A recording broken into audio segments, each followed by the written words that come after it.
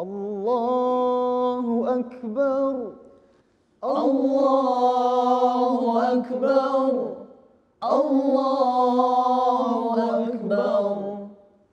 La ilaha illallah. Wallahu Akbar.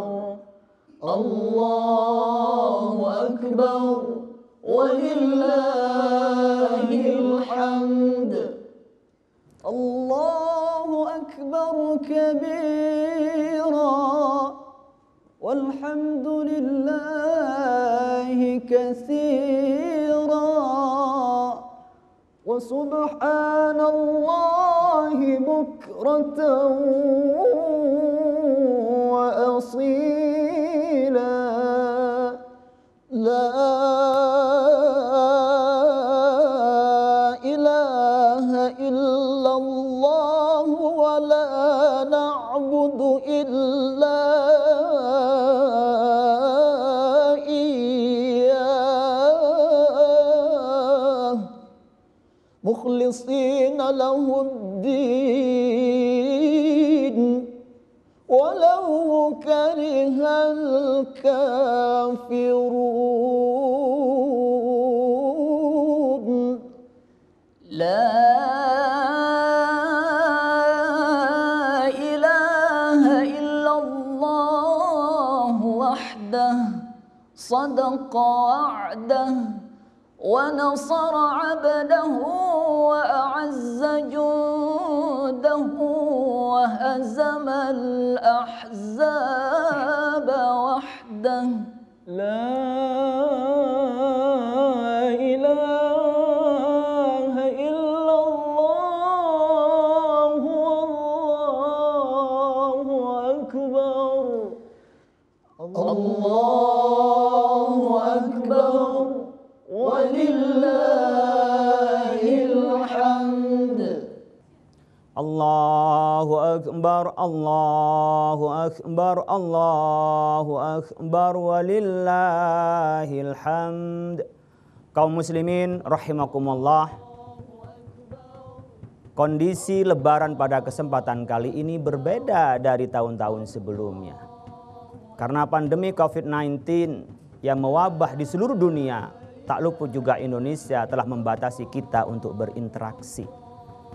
Bahkan sebagian kita yang melaksanakan Idul Fitri di daerah PSBB, kita tak bisa lagi berkerumun untuk sholat di masjid. Sebagian dari kita tidak pulang kampung dan kita tidak bisa bersalam-salaman karena dibatasi oleh COVID-19. Padahal bersalaman dan silaturahim itu adalah sunnah. Saat bersalaman oleh Allah diampuni dosa-dosa kita. Maka terasa dalam rasa kita ada yang kurang dan kurang sempurna. Meskipun Allah Subhanahu wa ta'ala telah mencukupkan seluruh pahalanya sebagaimana tahun-tahun yang lalu. Tetapi rasanya berbeda. Oleh karena itu sebenarnya kita tidak pulang kampung. Kita tidak datang ke rumah-rumah kita masing-masing. Allah sudah memberikan pahalanya. Dan ini adalah meninggalkan sunnah-sunnah yang biasa kita lakukan kepada sunnah-sunnah lain yang Allah tunjukkan di dalam ajaran Islam karena terjadi COVID-19. Oleh karena itu kita pantas merenungkan hadis Rasulullah sallallahu alaihi wasallam an Mahmud bin Ar-Rabi Al-Ansari. Anna Itban bin Malik kana ya umma qaumahu wa huwa a'ma. Annahu qala li Rasulullah sallallahu alaihi wasallam ana rajulun darirul basar. Fasalli ya Rasulullah fi baiti makanan ittakhadahu musalla. Faja'ahu Rasulullah sallallahu alaihi wasallam wa qala aina tuhibu an usalliya. Fa asyara ila makanin fil baiti fa shalla fihi Rasulullah sallallahu alaihi wasallam rawahul Bukhari wa Muslim. Hadis ini menjelaskan tentang bagaimana Itban bin Malik, seorang imam yang mohon maaf buta. Anha takunu az-zulmatu was-sailu. Dalam kondisi malam hari gelap banjir becek. Lalu Ia menyebutkan pada Rasulullah bahwa saya orang yang buta ya Rasulullah, maka mohon Rasulullah bisa datang ke rumah saya untuk sholat di satu tempat yang akan saya jadikan musola. Rasulullah datang ke rumahnya Itsban bin Malik, lalu Rasul bertanya, di mana saya bisa bersolat? Ia menunjukkan pada satu tempat di rumahnya untuk sholat. Rasulullah sholat di tempat itu. Inilah dasar ulama salaf membuat musola di rumah. Ada tempat yang khusus untuk sholat. Makanya pada bulan Ramadan yang lalu sebagian ulama menfatwakan silahkan beriktikaf di musola rumahnya masing-masing. Yang memang dikhususkan khususnya pada perempuan bisa iktikaf di tempat itu. Kenapa? Karena ada uzur darurat di masjid kita tidak bisa berkerumun.